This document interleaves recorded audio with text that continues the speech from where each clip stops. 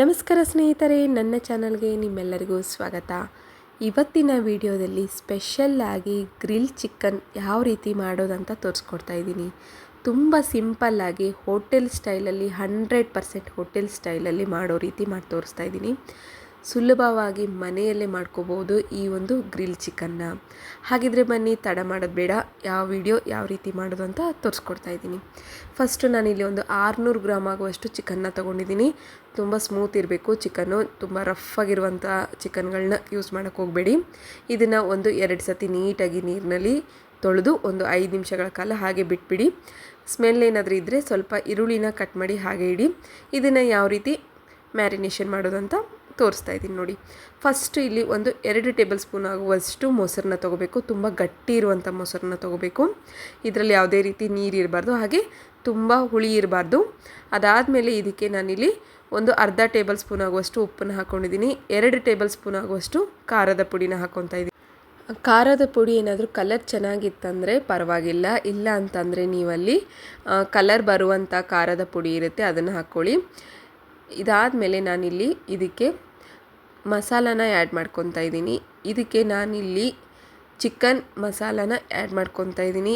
Tandoori chicken masala ಏನು ಬರುತ್ತಲ್ವ, ಅದನ್ನು ಹೊರಗಡೆಯಿಂದ ತಂದಿರೋದು, ಸೊ ಅದನ್ನು ಆ್ಯಡ್ ಮಾಡ್ತಾಯಿದ್ದೀನಿ. ಅದಾದಮೇಲೆ ಇದಕ್ಕೆ 1 ಟೇಬಲ್ ಸ್ಪೂನ್ ಆಗುವಷ್ಟು ಚಾಟ್ ಮಸಾಲಾನ ಆ್ಯಡ್ ಮಾಡ್ತಾಯಿದ್ದೀನಿ.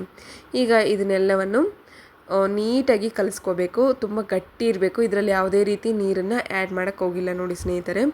ಅದಾದಮೇಲೆ ಇದಕ್ಕೆ ನಾನಿಲ್ಲಿ ಮೇನ್ ಇಂಗ್ರೀಡಿಯೆಂಟ್ ಬಂದುಬಿಟ್ಟು ಇದಕ್ಕೆ 1 ಸ್ಪೂನ್ ಆಗುವಷ್ಟು ಶುಂಠಿ ಮತ್ತು ಬೆಳ್ಳುಳ್ಳಿ ಪೇಸ್ಟನ್ನ ಹಾಕ್ತಾಯಿದ್ದೀನಿ. ಇದನ್ನು ನೀವು ಮನೆಯಲ್ಲಾದರೂ ಮಾಡ್ಕೋಬೋದು, ಅಥವಾ ಹೊರಗಡೆಯಿಂದ ಪರ್ಚೇಸ್ ಮಾಡಿರುತ್ತಲ್ವ ಪ್ಯಾಕೆಟ್ ಏನು ಸ್ಯಾಚೆಟ್ ಬರುತ್ತೆ, ಅದನ್ನು ಕೂಡ ಯೂಸ್ ಮಾಡ್ಕೋಬೋದು. ಹೆಚ್ಚು ಹೊರಗಡೆ ಹೋಟೆಲ್ನಲ್ಲಿ ಯಾವ ರೀತಿ ಮಾಡ್ತಾರಲ್ವ ಅದೇ ರೀತಿ ಮಾಡ್ತಾ ಇರೋದು, ಬಟ್ ಜಾಸ್ತಿ ಇಂಗ್ರೀಡಿಯೆಂಟ್ಸ್ನ ಆ್ಯಡ್ ಮಾಡೋಕ್ಕೋಗಿಲ್ಲ. ಮನೆಯಲ್ಲೇ ಇರುವಂತಹ ಸಣ್ಣ ಸಣ್ಣ ಪದಾರ್ಥಗಳು, ಜಾಸ್ತಿ ಮಸಾಲ ಇರಲಾರ್ದೇ ಸಿಂಪಲ್ಲಾಗಿ ಈ ಗ್ರಿಲ್ ಚಿಕನ್ನ ಮಾಡಿ ನೋಡಿ, ನೀವು ತುಂಬ ಇಷ್ಟಪಡ್ತೀರಾ. ಇದರಲ್ಲಿ ನಾನು ನಿಮಗೆ ಮೊದಲೇ ಹೇಳಿರೋ ಹಾಗೆ ಹೆಚ್ಚು ಮಸಾಲೆಗಳಿಲ್ಲ, ಏನೂ ಇಲ್ಲ. ಜಸ್ಟ್ ಇದರಲ್ಲಿ ಹಾಕಿರೋದು ಖಾರದ ಪುಡಿ, ಹಾಗೆ ಉಪ್ಪು, ನಿಮಗೆ ಹೇಳಿರೋ ಹಾಗೆ ಚಿಕನ್ ಮಸಾಲ ಏನು ಬಂದಿರುತ್ತೆ ಅದು ಒಂದು ಹಾಕ್ತಾ ಇರೋದು, ಮತ್ತು ಚಾಟ್ ಮಸಾಲ ಅಷ್ಟೇ ಸ್ನೇಹಿತರೆ. ಇದಕ್ಕೆ ಎಕ್ಸ್ಟ್ರಾ ಪೆಪ್ಪರ್ ಮಸಾಲ ಆಗಿರ್ಬೋದು, ಅಥವಾ ಜೀರಾ ಮಸಾಲ ಆಗಿರ್ಬೋದು, ಧನಿಯಾ ಪುಡಿ ಆಗಿರ್ಬೋದು, ಏನನ್ನು ಕೂಡ ಆ್ಯಡ್ ಮಾಡ್ತಾಯಿಲ್ಲ, ಜಸ್ಟ್ ಇಷ್ಟೇ ಹಾಕಿರೋದು. ತುಂಬ ಚೆನ್ನಾಗಿ ಬಂದಿದೆ. ಅದಾದಮೇಲೆ ನೋಡಿ, ಈಗ ಚಿಕನ್ ಏನಿದೆ ಅದನ್ನು ಕಟ್ ಮಾಡ್ಕೋಬೇಕು. ನಾವಿಲ್ಲಿ ಗ್ರಿಲ್ ಚಿಕನ್ ಮಾಡೋದ್ರಿಂದ ನೀಟಾಗಿ ಚಿಕನ್ ಪೀಸಸ್ ಏನಿದೆ ಅವು ಕರೆಕ್ಟಾಗಿ ಕಟ್ಟಾಗಬೇಕು.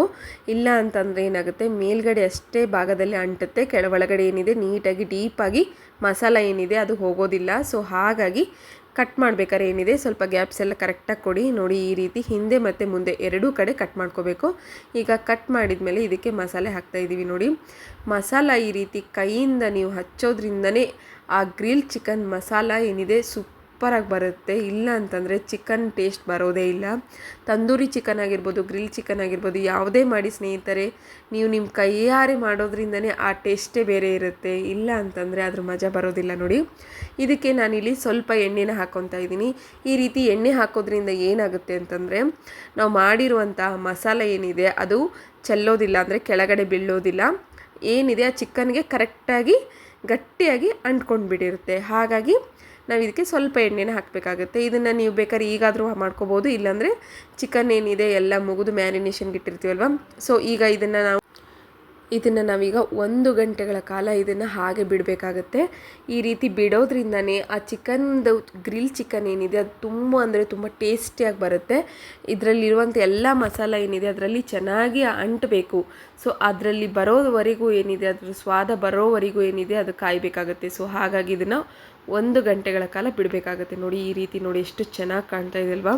ಈ ರೀತಿ ಮ್ಯಾರಿನೇಷನ್ ಮಾಡುವುದೇ ಒಂದು ತುಂಬ ಅಂದರೆ ತುಂಬ ಇಷ್ಟ ಆಗುತ್ತೆ ನೋಡಿ. ನೆಕ್ಸ್ಟ್ ಬಂದುಬಿಟ್ಟು ನೋಡಿ, ಇವಾಗ ನಾನು ಒಂದು ಕಡಾಯದಲ್ಲಿ ಈಗ ಮಾಡಿಟ್ಟಿರುವಂಥ ಚಿಕನ್ ಏನಿದೆ ಅದರಲ್ಲಿ ಹಾಕಿಡ್ತಾ ಇದ್ದೀನಿ. ಈ ರೀತಿ ಎಲ್ಲ ಚಿಕನ್ಗಳನ್ನು ರೆಡಿ ಮಾಡ್ಕೊಂಡ್ಬಿಟ್ಟು 1 ತಾಸು ಏನಿದೆ ಇದನ್ನು ಹಾಗೆ ಲಿಡ್ನ ಕ್ಲೋಸ್ ಮಾಡಿ ಬಿಟ್ಬಿಡಿ. ಈ ರೀತಿ ಮಾಡೋದ್ರಿಂದ ನಿಮ್ಮ ಗ್ರಿಲ್ ಚಿಕನ್ ಏನಿದೆ ಸೂಪರ್ ಫ್ಯಾಂಟಾಸ್ಟಿಕ್ಕಾಗಿ ಬರುತ್ತೆ. ಯಾರೆಲ್ಲ ನನ್ನ ಚಾನಲ್ನ ಮೊದಲ ಬಾರಿಗೆ ನೋಡ್ತಿದ್ದೀರೋ ನನ್ನ ಚಾನಲ್ನ ಸಬ್ಸ್ಕ್ರೈಬ್ ಆಗೋದನ್ನು ಮಾತ್ರ ಮರಿಬೇಡಿ. ನೋಡಿ, ಈ ವೆದರ್ನಲ್ಲಿ, ಈ ಕೋಲ್ಡ್ ಕ್ಲೈಮೇಟಲ್ಲಿ ಗ್ರಿಲ್ ಚಿಕನ್ನ ನೀವು ಮಾಡಿ ತಿನ್ನೋದ್ರಿಂದ, ನಿಮ್ಮ ಮನೆಯಲ್ಲೇ ತಿನ್ನೋದ್ರಿಂದ ನೀವು ತುಂಬ ಅಂದರೆ ತುಂಬ ಇಷ್ಟಪಟ್ಟು ತಿಂತೀರ. ಒಂದು ಸತಿ ಇದನ್ನು ಟ್ರೈ ಮಾಡಿ. ಹೆಚ್ಚು ಮಸಾಲೆಗಳಿಲ್ಲ, ಏನೂ ಇಲ್ಲ, ಎಕ್ಸ್ಟ್ರಾ ಯಾವುದೇ ರೀತಿಯಾದಂಥ ಇಂಗ್ರೀಡಿಯೆಂಟ್ ಹೊರಗಡೆಯಿಂದ ತರೋದು ಬೇಕಾಗೋದಿಲ್ಲ. ಮೈದಾ ಇಲ್ಲ, ಕಾರ್ನ್ಫ್ಲೋರ್ ಇಲ್ಲ, ಏನೂ ಇಲ್ಲ. ಜಸ್ಟ್ ಮನೆಯಲ್ಲೇ ಇರುವಂತಹ ಪದಾರ್ಥಗಳಿಂದನೇ ಮಾಡಿರುವಂತಹ ಗ್ರಿಲ್ ಚಿಕನ್ ರೆಡಿಯಾಗಿದೆ. ಈಗ ಇದನ್ನು ನಾವು ಗ್ರಿಲ್ನಲ್ಲಿ ಮಾಡ್ಕೊಳೋದ್ರಿಂದ ಇದರಲ್ಲಿ ನಾವು ಕೆಳಗಡೆ ಕೆಂಡ ಹಚ್ಕೋಬೇಕಾಗತ್ತೆ. ಕೆಂಡ ಹಚ್ಕೊಂಡ್ಬಿಟ್ಟು ಒಂದು 5 ನಿಮಿಷಗಳ ಕಾಲ ಬಿಟ್ಟ ಮೇಲೆ ಏನು ಹೊಗೆ ಬರುತ್ತಲ್ವ, ಸೊ ಅದರಲ್ಲೇ ಇದು ಬೇಯಬೇಕಾಗತ್ತೆ. ನೋಡಿ, ಈ ರೀತಿ ಒಂದು 10 ನಿಮಿಷಗಳ ಕಾಲ ಬೇಕಾಗುತ್ತೆ ಸ್ನೇಹಿತರೆ. ಇದು ಜಾಸ್ತಿ ಟೈಮ್ ತಗೊಳೋದಿಲ್ಲ. ತುಂಬ ಅಂದರೆ ತುಂಬ ಸುಲಭವಾಗಿ ಮಾಡ್ಕೋಬೋದು.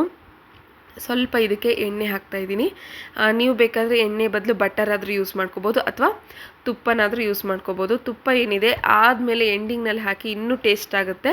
ಇದಕ್ಕೆ ಬಟರ್ ಅಥವಾ ಆಯಿಲ್ನ ಯೂಸ್ ಮಾಡ್ಕೊಳ್ಳಿ. ನೋಡಿ, ಈ ರೀತಿ ಹಿಂದೆ ಮುಂದೆ 2 ಕಡೆ ಸುಟ್ಕೋಬೇಕಾಗತ್ತೆ. ಇಷ್ಟು ನೀಟಾಗಿ ಸುಟ್ಕೊಂಡ್ರೆ ಸಾಕು. ಇದು ಒಂದು 600 ಗ್ರಾಮ್ ಚಿಕನ್ ಇದೆ. ನೋಡಿ, 600 ಗ್ರಾಮ್ ಚಿಕನ್ನ ನಾನು ಯಾವ ರೀತಿ ಮಾಡೋದಂತ ತೋರಿಸ್ಕೊಟ್ಟಿದ್ದೀನಿ. ಇದನ್ನು ನೀವು ಮನೆಯಲ್ಲಿ ಮಾಡಿದರೆ ನನಗೆ ಬಂದು ಕಮೆಂಟ್ ಮಾಡಿ ಯಾವ ರೀತಿ ಆಗಿದೆ ಅಂಥೇಳಿ. ಮಾಡಿದ ಮೇಲೆ ನನಗೆ ಕಮೆಂಟ್ ಮಾಡೋದನ್ನು ಮಾತ್ರ ಮರಿಬೇಡಿ. ನೋಡಿ, ಇವಾಗ ನಮ್ಮ ಗ್ರಿಲ್ ಚಿಕನ್ ರೆಡಿಯಾಗಿದೆ. ಈ ವಿಡಿಯೋ ಯಾರೆಲ್ಲ ನೋಡ್ತಾ ಇದ್ದೀರೋ ನನ್ನ ಚಾನಲ್ನ ಸಬ್ಸ್ಕ್ರೈಬ್ ಆಗಿ, ಹಾಗೆ ಪಕ್ಕದಲ್ಲಿರುವ ಬೆಲ್ ಐಕಾನ್ನ ಕ್ಲಿಕ್ ಮಾಡಿ. ಎಲ್ಲರಿಗಿಂತ ಮುಂಚೆ ನೋಟಿಫಿಕೇಷನ್ ನಿಮಗೆ ಸಿಗುತ್ತೆ.